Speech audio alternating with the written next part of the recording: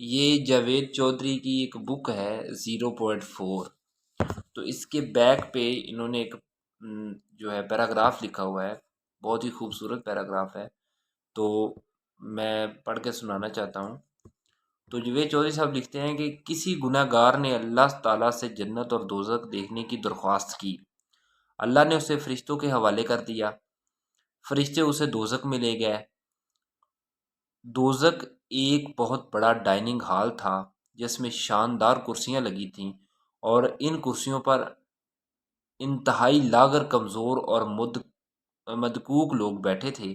ان لوگوں کے سامنے سوپ کے بڑے بڑے پیالے رکھے تھے اور ان کے ہاتھوں میں لمبے لمبے چمچے تھے۔ گناہ گار نے دیکھا ان لوگوں کی کونیاں نہیں ہیں اور یہ لوگ اپنے بازو طے نہیں کر سکتے، چنانچہ یہ لوگ پیالے سے چمچے بھرتے ہیں، چمچے کو منہ تک لانے کی کوشش کرتے ہیں، لیکن سوپ ہونٹوں تک پہنچنے سے پہلے ہی ان کے گریباں پر گر جاتا ہے۔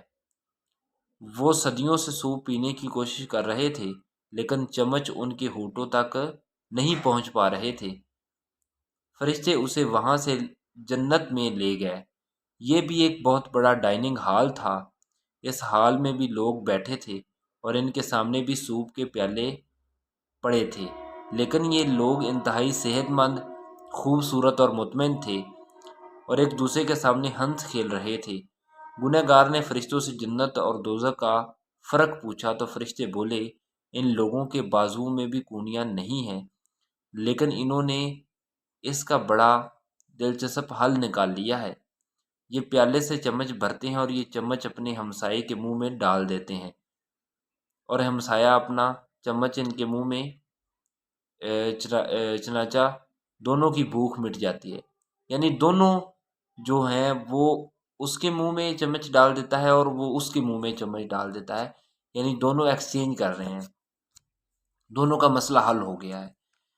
وہ گناہ گار واپس آیا اور اس نے اہل دنیا کو بتایا، جنت اور دوزخ میں صرف عمل کا فرق ہوتا ہے۔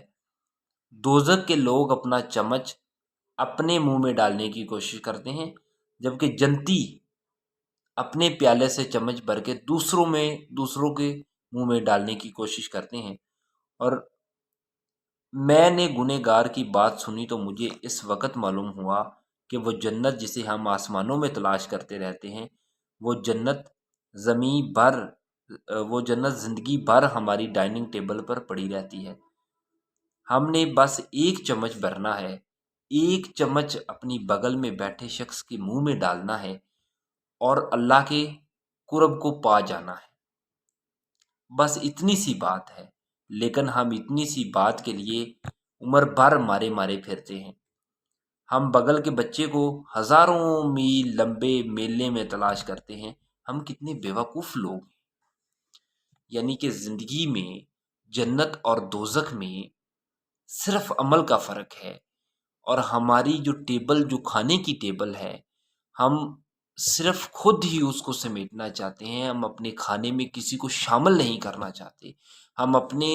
ہمارے پاس جو وسائل ہیں، ہم ان وسائل کو اپنے لیے ہی، صرف اپنی ذات کے لیے ہی استعمال کرنا چاہتے ہیں، لوگوں کے لیے استعمال نہیں کرنا چاہتے، لوگوں کو استعمال نہیں کرواتے۔ اپنی زندگی میں، اپنے ٹیبل میں، اپنی عقل میں، اپنے پیسے میں دوسروں کا حصہ ضرور رکھیں، اور یہیں پہ جنت ہے۔ اور یہاں زندگی میں، اس دنیا میں تو جنت آپ کو ملنی ہے۔ یعنی جنت کا مطلب ہے کہ آپ کی زندگی میں سکون ہوگا، اور جب ہم اللہ تعالیٰ کے حضور پیش ہوں گے تو اللہ تعالیٰ ہمیں اس لیے کہ یہ میرے بندوں کی خدمت میں مصروف عمل رہے، یعنی اس دنیا میں اللہ تعالیٰ کے بندوں کی خدمت کرتے رہے۔